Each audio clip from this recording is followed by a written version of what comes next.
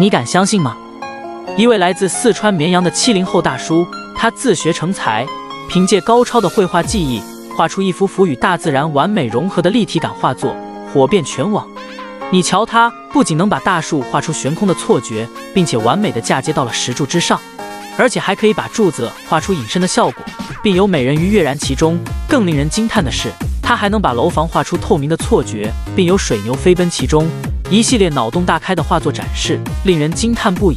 这位才华横溢的大叔名叫李佳悦，他从小就非常的喜欢画画。虽然他大学所学专业并非绘画专业，毕业后也未直接投身绘画领域，但是源于对绘画的热爱，经历过多个行业的探索后，他毅然决然地选择了绘画的道路。